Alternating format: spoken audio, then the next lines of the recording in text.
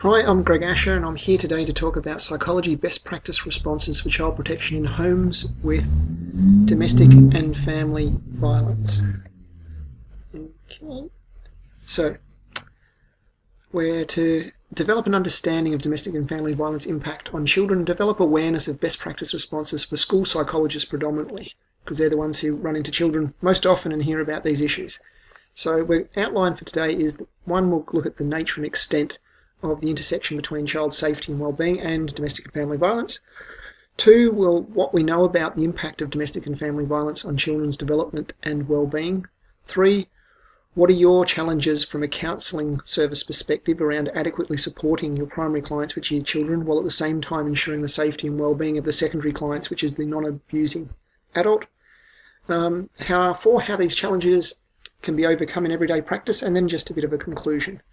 So, the nature and extent of the intersection of child safety and wellbeing. So, the children's experience of domestic and family violence is either direct or indirect. So, this can be things such as overhearing threats of physical violence, overhearing repeated derogatory taunts, including racial taunts, experiencing financial stress arising from economic abuse, seeing or hearing an assault, comforting or providing assistance to a person who's been physically assaulted, observing injuries perpetuated upon a person who's been physically assaulted, cleaning up the site after property's been damaged, and being present at a domestic violent incident that is attended by police.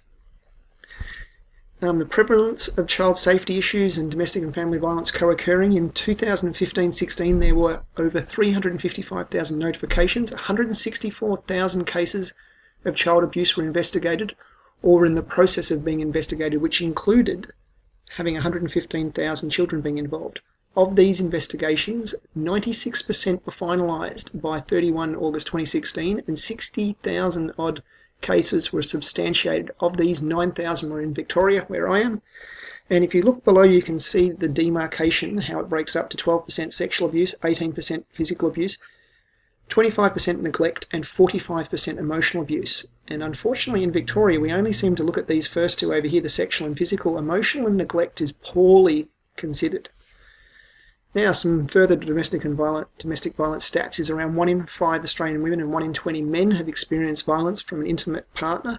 Approximately half the men and 1/4 of the women who experience current partner violence have never told anyone about the violence. And these stats could be even further underreported, especially by the male victims and probably by the women as well, as there was a study of 2,100 respondents surveyed in one Australian study where they found the men didn't recognise identical behaviour from the women as abusive. So the men probably don't even report a lot of abuse that they experience because they don't recognise it as abuse. And there's an overlap of domestic and family violence and child safety. According to Relationships Australia, a nationwide survey they did, between 40 and 60% of families with partner violence also have child abuse. In 2015-16, family violence concerns were indicated in over 47% of reports to child protection and over 68% of substantiated reports to child protection. So there's a significant overlap between families that have domestic violence and children witnessing or being part of such violence. Now, what impact does it have on children? Well, it has quite an enormous impact in areas such as psychological and behavioural issues. They've got depression, anxiety, trauma symptoms, increased aggression, antisocial behaviour, lower social competence, temperamental problems, low self-esteem, the presence of pervasive fears, mood disorders, loneliness, school difficulties, peer conflict, impaired cognitive functioning, increased likelihood of substance abuse. Then there's health issues, high heart rates from abusive homes, increased alcohol and drug use, depression, premature death, increased rates of homelessness, not lower rates of productivity, an increased chance of welfare use and unemployment, and just a general higher economic burden on the state. There's also intergenerational transmission. So there's an increased likelihood to use domestic and family violence when they're older and have a more permissive attitude to it, so it's fairly normalised, if it's seen in their childhood.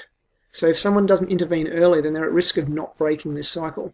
However, it's worth noting that over 1/3 of children who grow up in violent homes grow up to have well-being comparable to non-abused children.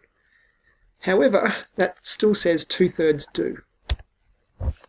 There's a whole lot of factors that mitigate how much trauma a child's likely to experience, and these things come down to age, gender, coping skills, social support, mothers' ability to maintain their mothering functions, the mother's modelling of assertive and non-assertive responses to abuse, the mother's maintaining of a positive mental headspace, and a high level of extended family who can kind of step in and help buffer the effect. Now, there's a whole lot of challenges for school psychologists, and one of them is mandatory reporting. In the Victorian statute, it says if a child has suffered or is likely to suffer significant harm as a result of physical injury or sexual abuse, and the child's parents have not protected or are unlikely to protect the child from harm of that type, you must report. However, the statute fails to cover the majority of child abuse types, which is the emotional and neglect, which I pointed out earlier, which is 70% of child abuse. We've also got a failure to disclose offence in Victoria that people need to become aware of that only came into effect on the 27th of October 2014. Based on reasonable belief that a sexual offence has occurred to someone under the age of 16, you must report. Punishment is up to 3 years in prison for not reporting to the relevant authority, so it's not enough just to report to a supervisor or to their parents or something like that. You have to report it to the DHS or police.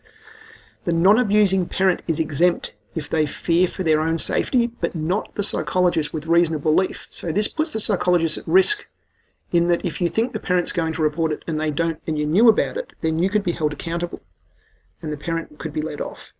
Psychologists need to report to DHS if the child is still at risk and information that you're obtained through confidential disclosure. So if the client's in session and tells you, that's got confidentiality, you can break confidentiality to DHS. If an adult, however, discloses to the psychologist that the child is being abused by someone else, then the report must be made to police. If the victim is over 16, then disclosure of abuse is at their discretion. So you need to be very careful at what age the child is when they tell you, depending on who you tell and in what circumstances you tell.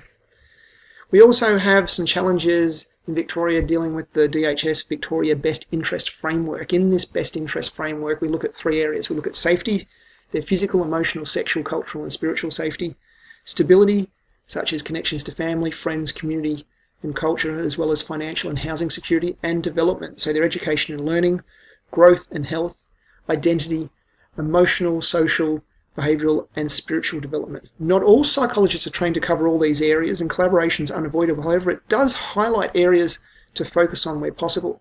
Although due to confidentiality issues, this complicates the nature of a psychologist's work, as collaboration invariably violates the privacy of sessions. That confidentiality, once again, is so vital to psychology, but it's become so complicated in areas such as this. And according to psychology ethics, even admitting a client is a breach of their confidentiality. So you really have to be across when you can breach and when you can't breach. Further challenges of supporting the non-abusive parent. So there's complications with not being able to disclose to the parent what was disclosed by the child, only to the relevant authority if the child refuses to let you tell the parent. This obviously hurts rapport with the parent and increases their stress if they're the referring party suddenly contacted by police and DHS without you having a chance to warn them. There's a lack of housing options for relocation away from the abused parent. Especially in Victoria, we've run into this quite a lot. Even though there might be refuges in most suburbs, it still doesn't have the capacity to cover all that it needs to. The non-abusing parent may develop a raft of mental health issues due to guilt or their own abuse, so need mental health treatment of their own, further undermining their parenting. Even if not directly abused, then secondary trauma, which is also known as vicarious trauma. If the non-abusing parent is overwhelmed with their own mental health issues, then the lack of integrated services makes linking them to services they can navigate even more complicated, because they're so overwhelmed they can't think of going to 10 different places. Non-abusing parents are crucial to minimising trauma manifesting from the child's abuse and need support to learn how to best support the child. However, this is problematic because if you come from a non-English speaking background or if you've got poor emotional and intellectual intelligence, this undermines your capacity to absorb such training and then use it with the child. Now, how to overcome some of these challenges? So be aware of the reporting requirements at different levels of risk, the child's age, and to be compliant with the failure to disclose legislation if you're in Victoria. Have DHS and Police Sexual Offences Unit numbers to contact when the child meets specific criteria requiring reporting. Have a list of more integrated services. Be ready to make arrangements in sessions with the child to ensure they are supported through the whole process as much as possible. Also, if the child allows disclosure to the non-abusing parent, contact services with them present, as they are exempt from reporting, but the psychologist is not. So don't assume that the parent will report.